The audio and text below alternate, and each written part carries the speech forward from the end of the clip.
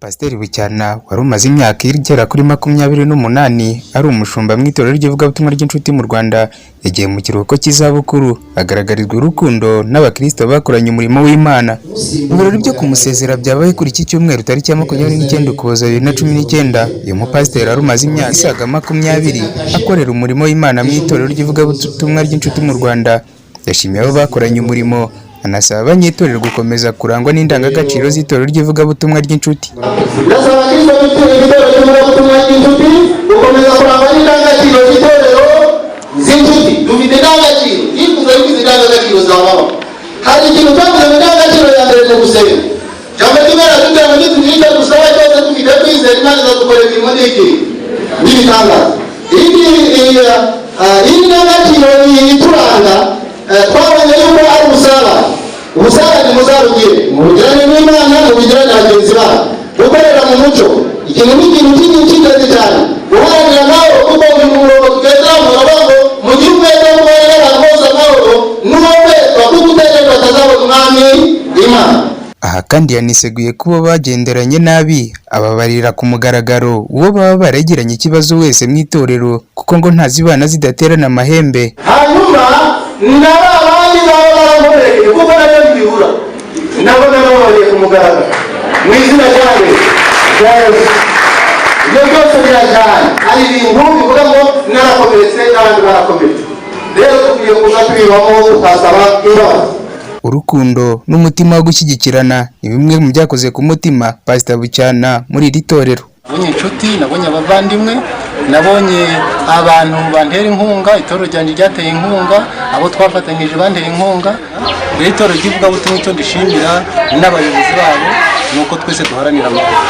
Kuvaho kurangiza manda yawe bakagushimira, ibyo wakoze bakabishima, ibintu byose wagiye unyuramo bakabishima.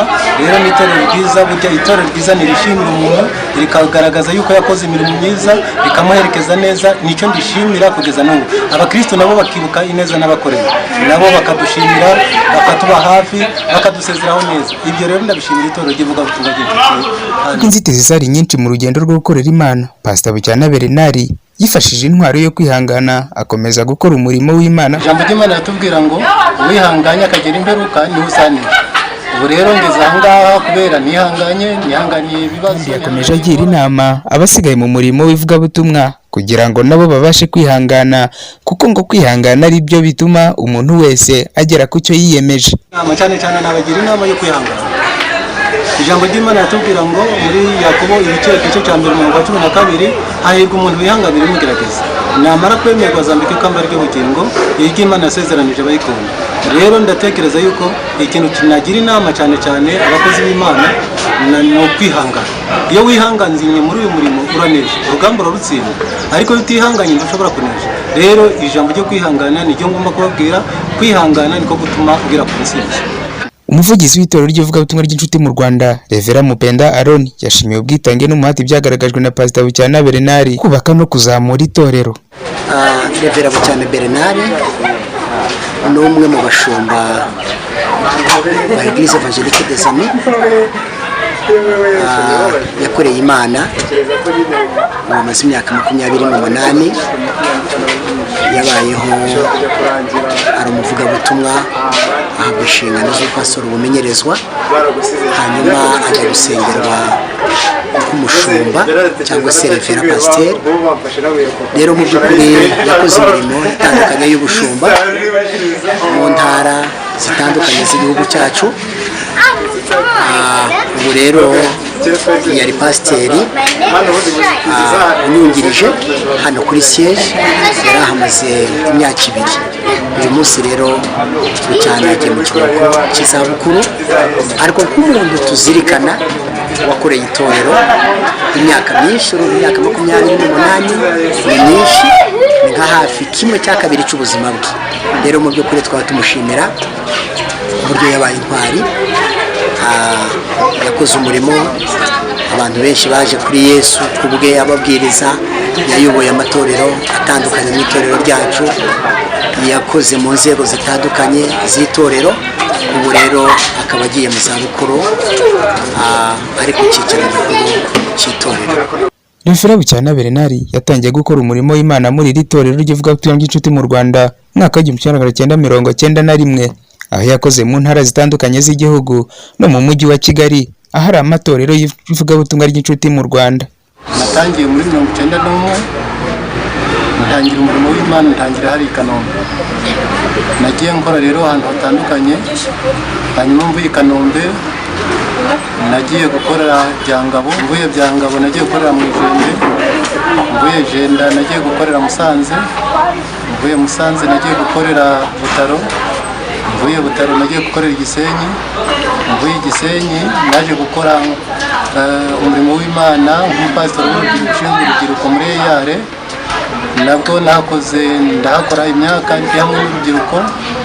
Ndangije gukora uyu murimo naje kuba umunye muri Ecole Secondaire hano CGFK hano i Kigali, kandi naho nakoze umurimo w'Imana nyobora n'itorero rya Niboyi cyangwa se Gatare, aho ari Gatare.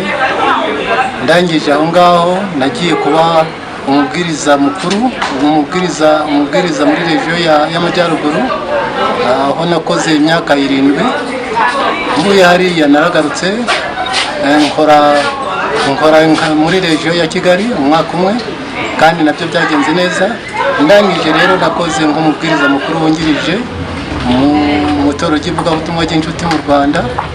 Ndangije iyo misiyo yose naje kuba umushumba wa paruwase ya Kagarama, hanyuma mba n'umupasitori wa siyeje ya lokali ya Kagarama. Igihe mu kiruhuko cy'izabukuru yari umushumba wungirije ku cyicaro gikuru cy'iri torero kiri mu mujyi wa Kigali mu karere ka Kicukiro ahazwi nko mu Kagarama, aho asimbuwe na Rev Pasteur Nsekanabo Jean Paul wari usanzwe ari umubwiriza wungirije muri iri torero.